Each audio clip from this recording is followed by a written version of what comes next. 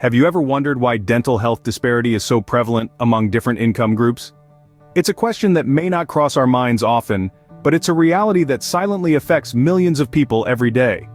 In this scene, we are going to delve into the dental health divide that exists among various income groups, particularly focusing on those on the lower end of the income spectrum. We'll be looking at the statistics, the prevalent issues, and the barriers that prevent access to essential dental care. Dental health is a significant part of our overall well-being, but not everyone has equal access to it. You might find it surprising that the World Health Organization reports that oral diseases affect nearly 3.5 billion people globally, but what's more concerning is that low-income individuals are disproportionately affected. In low-income households, dental health is often compromised. The reasons are multifaceted. For one, there's the issue of affordability. Dental care can be expensive, and without insurance, many people find it out of reach. Then there's the issue of accessibility. Dental clinics are often few and far between in low-income neighborhoods, making it difficult for residents to seek timely care. And let's not forget about education. Lack of awareness about dental hygiene and the importance of regular checkups can lead to a higher prevalence of dental health issues. But it's not just about the numbers. Behind each statistic is a real person, a real family, grappling with the consequences of this disparity. It's about the pain of a toothache that goes untreated, the embarrassment of a missing tooth, the frustration of not being able to afford a dentist visit. The dental health divide is a complex issue, woven into the fabric of our society's larger problems of inequality and lack of access to basic health care. To truly understand the gravity of this situation, let's dive deeper and explore a case study of a specific low-income neighborhood. Because it's only by understanding these individual stories that we can start to see the bigger picture and begin to work towards solutions. Consider this: a neighborhood where the average household income is well below the national average. Picture a place where the streets are lined with homes filled with hardworking families, yet they struggle to make ends meet. In this part of our story, we're focusing on a specific low-income neighborhood that could be anywhere in America. Here, many residents grapple with challenges that go beyond just making ends meet. One of these challenges is maintaining good dental health. You might wonder, why dental health? Isn't that a minor concern? Well, the truth is, dental health is a critical part of overall well-being. However, in neighborhoods like these, it's often overlooked, and there are reasons for that. Firstly, access to dental care in such neighborhoods is often limited. Dentists' offices are few and far between, and those that do exist may charge fees that are simply out of reach for many families. The result? People avoid going to the dentist until it's an emergency, leading to more severe health issues down the line. Secondly, lack of information is a significant barrier. Many residents are not fully aware of the importance of regular dental checkups, and how neglecting dental health can lead to serious health complications. This knowledge gap, coupled with financial constraints, leads to a vicious cycle of dental health neglect. Lastly, let's look at insurance, or rather the lack of it. Dental insurance is often seen as a luxury, not a necessity, in these households. The cost of insurance, coupled with the out-of-pocket costs of dental care, makes preventative care seem unaffordable. So what does this all mean? It means that in this neighborhood, and many others like it, dental health is not just a personal issue. It's a community issue, a societal issue. It's linked to income, to education, to access to resources. The state of dental health in this neighborhood is not an isolated issue, but a reflection of a larger systemic problem. It's a problem that we, as a society, need to address, for the sake of these hardworking families and for the health of our nation as a whole. One might ask, why are unhealthy foods more available and cheaper than healthy alternatives? It's a question worth pondering, as it holds the key to understanding the paradox of unhealthy food choices in low-income neighborhoods. Let's start by understanding the economics of food production. It's a simple fact of life that processed foods, with their long shelf lives and mass production capabilities, are cheaper to produce than fresh fruits and vegetables. This cost-effectiveness trickles down and reflects in the price tags we see in grocery stores. Now picture a family living in a low-income neighborhood. When it's time to shop for groceries, the budget is tight. The allure of cheaper, more filling processed foods is hard to resist. But these foods are often high in sugars, unhealthy fats, and sodium, all of which can contribute to poor dental health over time.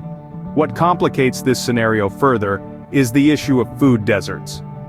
These are areas where access to affordable, healthy food options is limited. This is a reality for many low-income neighborhoods where fast food chains and convenience stores often outnumber supermarkets or farmers markets. The result? Families in these neighborhoods are left with little choice but to consume unhealthy foods. It's a vicious cycle. The more unhealthy food one consumes, the worse their dental health becomes. And the worse their dental health becomes, the more likely they are to avoid visiting the dentist due to fear of high costs.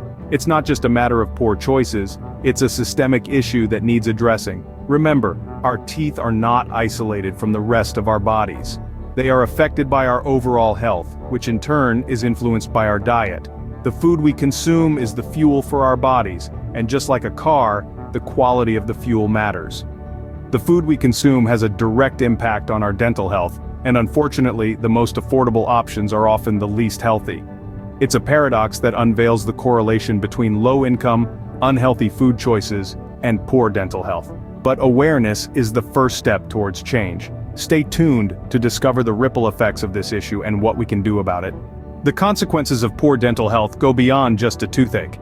Indeed, the ripple effects of neglecting oral care can be far-reaching, impacting areas of life that we might not readily associate with our teeth. Imagine this. You're suffering from a persistent toothache. The constant pain distracts you, making it difficult to concentrate at work. As a result, your performance slips. Over time, this might lead to job loss. Now you're not only dealing with a dental issue but also the economic stress of unemployment. But let's take a step back and examine another scenario. Maybe you've managed to keep your job despite the toothache. However, your discomfort has led to a noticeable decline in your overall happiness. You're not as confident as you used to be, affecting your interactions with others.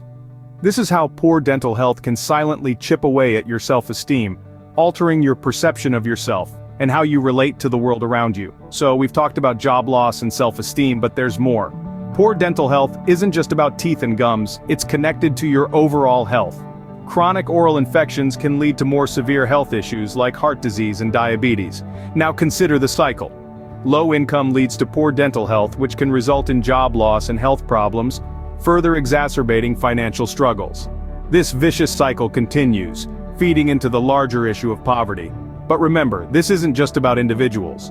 This is about communities, about our society as a whole. When a significant portion of the population is trapped in this cycle, it affects us all. It strains our healthcare system, increases unemployment rates, and perpetuates socioeconomic disparities. We all have a stake in this issue. We all share in the responsibility to break this cycle. Because poor dental health is not just an individual issue, it's a societal one. Change is possible, and it starts with you. Yes, you heard that right. You hold the power to initiate a transformation that can bridge the chasm of dental health disparity in low-income neighborhoods. So, how do we make a difference? Well, it's easier than you might think. Start by supporting your local food banks. These organizations provide much-needed nutritious food to families who might otherwise not have access to it. By donating food, money, or even just your time, you're helping to ensure that everyone in your community can enjoy a healthy meal, an essential step towards better overall and dental health. But the journey doesn't stop there. Advocate for better access to dental care. Whether it's pushing for more dental clinics in low-income areas, lobbying for affordable dental insurance, or advocating for dental health education in schools, your voice can make a significant impact. Remember, the louder we speak, the harder it is for those in power to ignore the issue. And let's not forget about raising awareness. Inform your friends, family, and social media followers about this issue. Many people are simply not aware of the dental health divide and how it affects low-income neighborhoods. By sharing this information, you're helping to bring this issue to the forefront, prompting more people to take action. We can also encourage healthier food options in local stores. Lobby for supermarkets to stock more nutritious, affordable foods. It might seem like a small step, but it's a step in the right direction. You see, it's not just about bridging the dental health divide. It's about creating a healthier, happier community for everyone. And that's a cause worth fighting for. So let's roll up our sleeves and get to work. Let's use our voices, our resources, and our passion to make a difference. Because at the end of the day, it's not just about one person, one neighborhood, or one city. It's about all of us. Together, we can bridge the dental health divide and create healthier communities for everyone. Let's start today. Let's start now. Let's start with you.